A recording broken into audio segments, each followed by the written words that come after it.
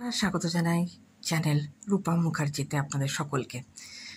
কালকে সুপ্রিম কোর্টের তরফ থেকে মধ্যশিক্ষা পর্ষদের আবেদনে বা রাজ্য সরকারের আবেদনে সাড়া দিয়ে 31শে ডিসেম্বর পর্যন্ত অযোগ্য তালিকায় নাম নেই এমন শিক্ষক শিক্ষিকাদের কাজ কন্টিনিউ করতে বলা হয়েছে এবং তাদের স্যালারি দেওয়াতেও কোনো আর সমস্যা রইল না।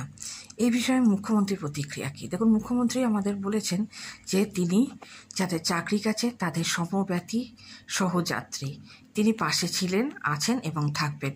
এই মুহূর্তে তিনি কিছু বলতে রাজি নন, কারণ রাজ্যের আইনজীবীরা দিল্লি থেকে ফিরলে তিনি কথা বলবেন এবং সেই অনুযায়ী পরবর্তী পদক্ষেপ নেওয়া হবে।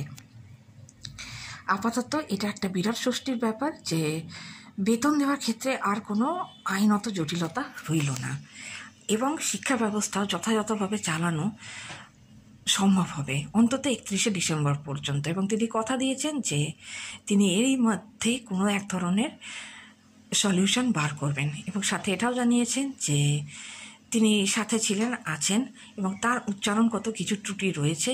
তিনি হিন্দি ভালো করে বলতে পারেন না, ইংলিশ ব্যাপারেও তার কিছু সমস্যা রয়েছে।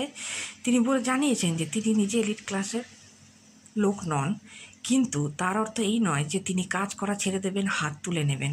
এবং তার সাথে সাথে এটাও বলেছেন যে কেউ কোনো বিরোধী চক্রান্তে সাড়া না দেয় এবং কোনো ধরনের আইনি জটিলতায় জড়িয়ে না পড়ে। নতুন করে আপডেট পেলে আবার ফিরে আসবো। আজকে এই পর্যন্তই। ধন্যবাদ, নমস্কার।